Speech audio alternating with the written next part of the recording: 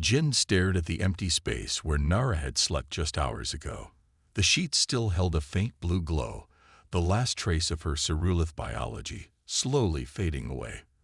Their small apartment felt colder without her presence. Outside, the early morning sun cast long shadows across Seoul, a city that had become home to both humans and the visiting ceruliths over the past decade. A soft cry came from the nursery. Jin moved quietly, his body heavy with exhaustion and shock. In the crib lay his 6-month-old daughter Hana, her skin a pale blue that seemed to shimmer in the dim light. She had her mother's luminescent skin and the small ridge along her spine, but Jin's dark eyes and human features. "Hey there, little star," Jin whispered, lifting her. Hana quieted immediately, her tiny hands reaching for his face. Unlike fully human babies, her movements were already coordinated, her eyes focused and aware. On the nursery table sat the only explanation Nara had left behind, a small holographic projector. Jin had already watched the message 5 times since discovering it at dawn. Nara's image hovered in the air, her blue skin glowing with the natural bioluminescence of her species. "My love," she had said, her voice breaking. "The High Council has ordered all ceruliths to return immediately. I don't have a choice." Her eyes, large and entirely black, had blinked rapidly, the cerulith equivalent of holding back tears. "Something is wrong." The message was encoded with emergency protocols. "I tried to argue for more time, for permission to bring you both, but—" Jin replayed these words in his mind as he held Hana against his chest. Nara had explained that taking Hana would be impossible. Hybrid children were not recognized by cerulith law. Bringing her would mean surrendering her to scientific research facilities. She would never be free, Nara had said in the recording. And you would never be allowed to see her. Jin looked out the window at the sky, wondering which distant star now held his wife. The ceruliths had never shared the location of their homeworld, even after years of diplomatic relations with Earth. The communication panel on the wall buzzed, startling both Jin and Hana. The baby's skin flashed brighter blue for a moment. A cerulith stress response. Jin checked the caller ID and saw it was Ta, his supervisor at the Interspecies Communication Department. "Jin, have you seen the news?" Tai asked immediately. His face on the screen looked worried. "All cerulith delegates vanished overnight. The embassy is empty. The ambassador's shuttle launched without clearance." "I know," Jin said quietly. "Nara's gone too." Tai's expression softened.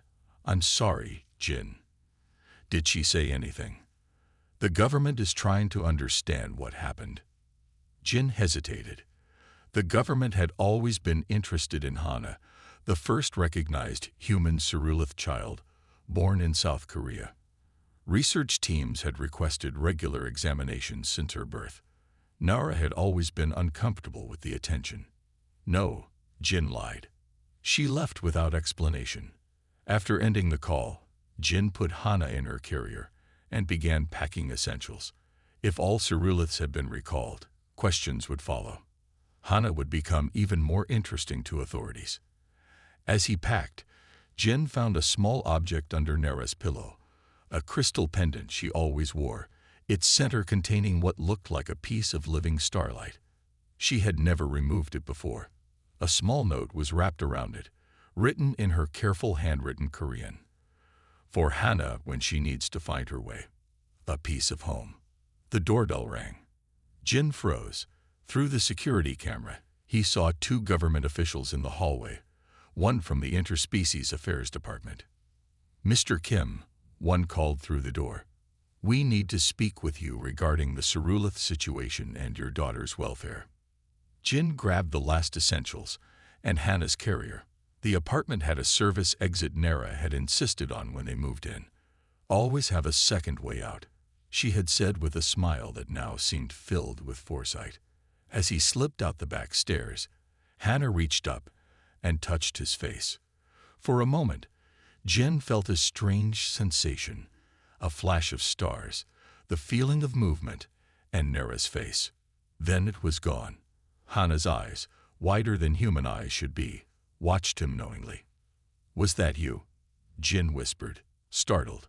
Nara had mentioned that Cerulith children sometimes develop telepathic abilities, but not this young. Jin hurried to the parking area and placed Hannah in the car. As they drove away from the city, he caught sight of more government vehicles heading toward their apartment building. "The people in white coats. They think I can help them talk to Mum's people." Hannah's skin had begun to glow brightly with fear. "But they want to take me apart to see how I work." Jin had learned not to dismiss Hannah's warnings. Twice before, her premonitions had allowed them to move locations just before authorities arrived asking questions. "Pack your special bag," Jin said calmly, referring to the emergency kit they had prepared together. "We'll go on an adventure today." As Hannah gathered her things, Jin scanned the emergency frequencies on his communication device. There was unusual activity on government channels, a coordinated operation of some kind spreading outward from the city. They had just loaded the car when Jin spotted a drone hovering at the edge of their property. It was a government model, equipped with thermal and biometric scanning technology. "Stay down," Jin whispered, covering Hannah with a special blanket Su-Min had provided, designed to mask biosignatures. As they drove away using the old forest service road behind their house, Hannah clutched her pendant. "It's getting warmer," she said. Jin glanced at the crystal. It was glowing more brightly than he had ever seen it, pulsing in a distinct pattern. "What does that mean?" he asked. "It means Mom is trying to talk to us," Hannah said simply. "The big machine they built is working, but not how they think. Mom says we need to go to the old place where she first landed." Jin adjusted their course. The first Cerulith landing site was now a historical landmark, but it was also heavily monitored. Going there would be dangerous. "Are you sure, Hannah?" The girl nodded, her expression suddenly older than her years. "She says it's time for me to learn who I really am." As they drove toward an uncertain destination, Jin caught glimpses of more government vehicles on the main roads. Whatever had triggered this sudden interest in finding them, the situation was escalating quickly. Hannah placed her small hand on Jin's arm. "Don't worry, Daddy. Mom says I'm more than they think I am. I'm not just half human and half Cerulith." Her eyes flashed with an inner light. "I'm something new." The pendant pulsed again, and for a brief moment, Jin thought he saw Nara's face reflected in its facets, concerned but determined. Wherever she was among the stars, she was watching over them still, guiding them towards something neither of them fully understood. Jin parked their car in the woods, a kilometer away from the Cerulith Landing Memorial. The site was once a simple meadow where the first alien ship had touched down 8 years ago. Now it was surrounded by a circular building with a domed roof, part museum, and part research facility. "Stay close," Jin whispered to Hannah as they moved through the trees. It was her 5th birthday today. Though there had been no time for celebration, they had been on the move for 3 days, staying off main roads and avoiding population centers. Twice they had spotted search drones sweeping the countryside. Hannah nodded, her small hand clutching the crystal pendant that hadn't stopped glowing since they left their home. She wore a hooded jacket that concealed her face and the faint blue glow of her skin when she became excited. "Mom says we need to go inside the building," Hannah said, "to the center where her ship first touched the ground." Jin frowned. "There are guards and cameras everywhere, Hannah." "I know." Hannah looked up at him with her dark eyes. "But I can help with that."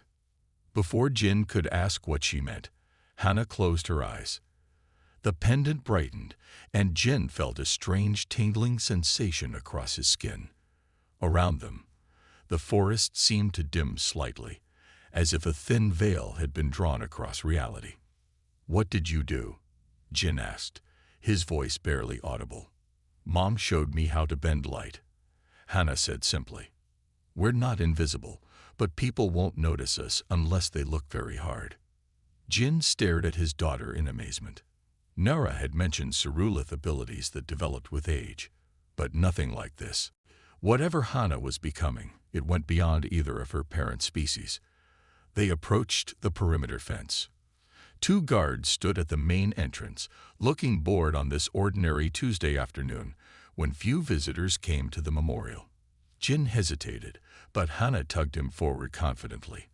They walked right past the guards, who glanced their way but then immediately looked elsewhere, their eyes sliding off the father and daughter, as if they were uninteresting shadows. Inside the building, displays showed the history of first contact, with models of Cerulith ships and photographs of the diplomatic meetings that followed. Jin saw his younger self in one image, standing in the background as an interpreter during an early meeting. "This way," Hannah whispered, pulling him toward the central chamber. The heart of the memorial was a circular room with a glass floor. Beneath it lay the actual ground where the Cerulith ship had landed, preserved exactly as it had been, with the strange circular markings their technology had burned into the earth. A single guard stood at the doorway to this inner sanctum. Hannah paused, concentrating harder, and the man suddenly remembered an urgent need to check something in another part of the building. Once they were alone in the central chamber, Hannah knelt on the glass floor, placing her pendant against it. The crystal flared with blue-white light, and the circular patterns beneath the glass began to glow in response. "Mom," Hannah whispered. Jin watched in astonishment as the pendant projected a holographic image above it. Nara, looking older and more worn than when he had last seen her. Her blue skin had dulled to a pale gray, and the natural luminescence of her species flickered unevenly. "My loves," Nara's voice came through the pendant, slightly distorted. "I don't have much time. The connection is difficult to maintain across such distance." "Nara," Jin breathed, reaching toward the image instinctively. "What happened? Why did you leave?" "The Ceruliths are dying," Nara said, her large eyes blinking rapidly with emotion. "A neural plague is spreading through our population. It attacks our connection to the collective consciousness that sustains us." "Is that why they called everyone home?" Jin asked. Nara nodded. "Yes, but there's more. The plague originated on Earth. Humans are immune carriers. Your nervous systems are incompatible with the pathogen, but you can transmit it without knowing." Jin felt a chill. So the Ceruliths left to avoid infection. Those who weren't already infected, yes. Nara's image flickered. But many were already carrying it. Our scientists believe the cure lies in hybrid genetics. Hannah looked up at the hologram of her mother. "Is that why people are looking for me?" Nara's expression darkened. Some humans discovered the truth. They believe studying hybrid children could lead to powerful biological weapons against us, or technologies they could exploit. Others genuinely want to help find a cure. Her image stabilized as she leaned closer. "But Hannah is not just a hybrid, Jin. She's evolving into something neither of our species has seen before." Jin put his hand on Hannah's shoulder protectively. "What do you mean?" "Our scientists think the mixing of our genetics has activated dormant abilities in both species. Hannah can do things no Cerulith can do, and certainly no human." Nara's voice became urgent. "She must be protected until she comes into her full abilities. Both our worlds may depend on it." Suddenly, alarms began to blare throughout the building. Hannah's concentration broke, and the light-bending effect vanished. "They've detected the energy signature," Nara said quickly. "Jin, take her to the mountains, to the cave system we visited before she was born. There's equipment there that can help her understand her abilities." "Will we see you again?" Jin asked, his voice breaking. "I'm trying to return with a small group of scientists who believe in peaceful cooperation," Nara said, her image beginning to fade. "But the journey is dangerous in our weakened state. If I can't come." The hologram flickered violently. "Mom," Hannah cried out.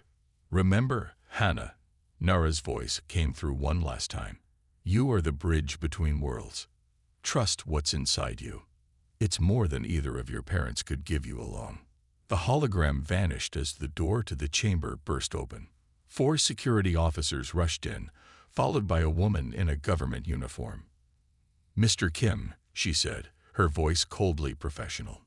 "We've been looking for you and your daughter for quite some time." I'm afraid you'll need to come with us. Your daughter's unique biology could be the key to understanding what happened to the Ceruliths. Jin pulled Hana close as the guards surrounded them. The pendant in Hana's hand had gone dark, but her eyes now glowed with an inner light that Jin had never seen before. "It's okay, Daddy," she whispered, squeezing his hand. "I know what to do now." The government agents entered the cave with weapons raised, their flashlights cutting through the darkness. Jin held his breath as he stood behind Hana, whose small form now rippled with starlight patterns beneath her skin. "Step away from the child, Mr. Kim," said a woman in a dark suit, the same official who had confronted them at the memorial. "We don't want to hurt either of you, but that girl needs to come with us." Hana stepped forward, unafraid. "My name is Hana Kim. I am 5 years old today. You will put down your weapons and listen." Her voice carried a strange harmonic quality that seemed to resonate with the cave walls. The agents looked at each other uncertainly, but their guns remained pointed. "That's not going to work, child," the woman said. "We have countermeasures against Cerulith mental influence." Hana smiled. "I am not using Cerulith abilities. I am using mine." She raised her small hand, and every electronic device the agents carried. Guns with electronic sights, communication equipment, scanning technology, simply shut down. The cave plunged into darkness except for the soft blue glow emanating from Hana herself. "You have been chasing us because you don't understand," Hana continued. "Let me show you what you need to see." The air around them shimmered, and suddenly the cave walls seemed to disappear. In their place appeared images of the Cerulith homeworld, a planet orbiting a blue giant star, its surface covered with crystalline cities that flowed like liquid geometry. Within these structures, Jin could see Ceruliths moving about, many of them clearly ill, their natural glow flickering and fading. "This is happening now," Hana explained. "The neural plague has infected nearly 70% of their population. They are dying."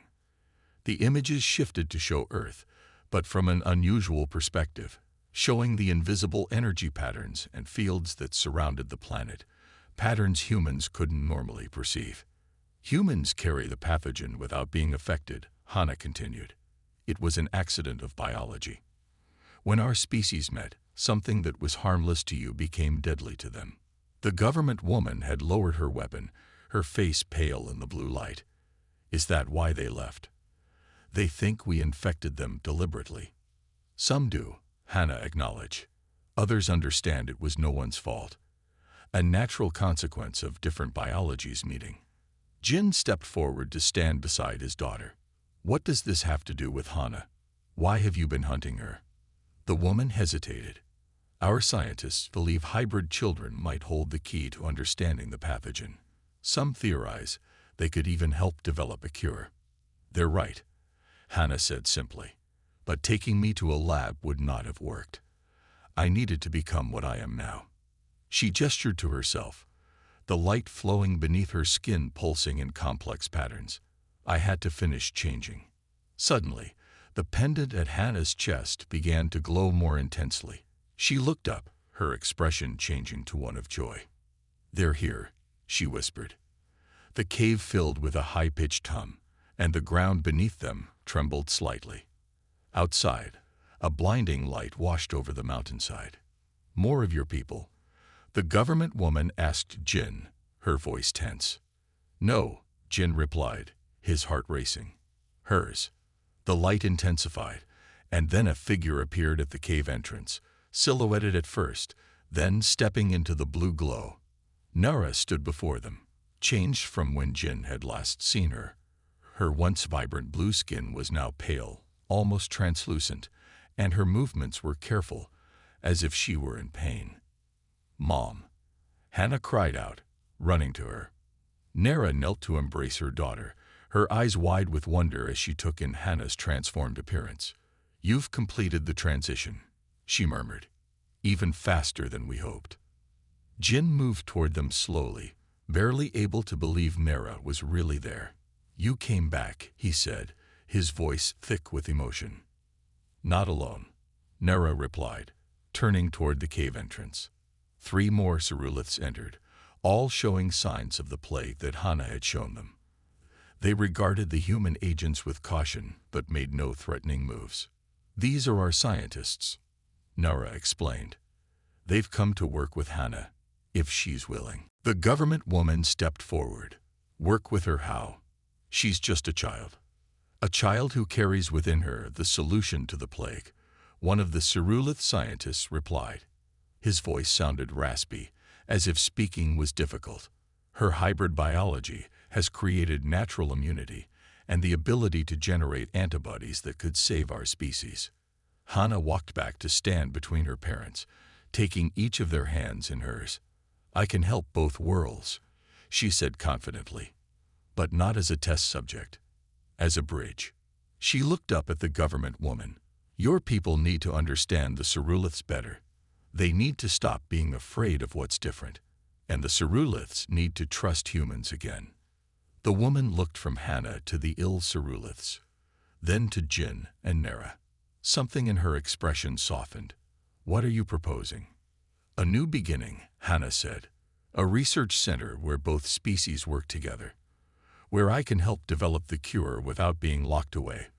Where other hybrid children can come if they want to understand who they are." Jin felt Nara's hand squeeze his. "Our daughter," she said softly, "always thinking bigger than either of us." For the first time, the government woman smiled. "I was sent to bring you in at any cost," she admitted. "But I think I'd rather explain to my superiors why cooperation might be better than capture." Outside, the Cerulith ship hovered silently above the mountain, its lights illuminating the forest below. More figures were emerging, other Ceruliths, coming to see the child who might save their species. Hana stood between her parents, no longer running, no longer afraid. The stars that had separated her family were now bringing them back together. The blue light beneath her skin pulsed in rhythm with her mother's fading glow, as if already beginning the healing process. "This is just the beginning," Hana said, looking up at the night sky visible from the cave entrance. "There are more like me out there, other bridges waiting to be built between worlds that thought they were too different to connect." Jin looked down at his extraordinary daughter, and then at Nara, who had crossed the stars to return to them. After 5 years of uncertainty and fear, he finally understood that their family separation hadn't been an ending, but a necessary step towards something greater than any of them could have imagined alone.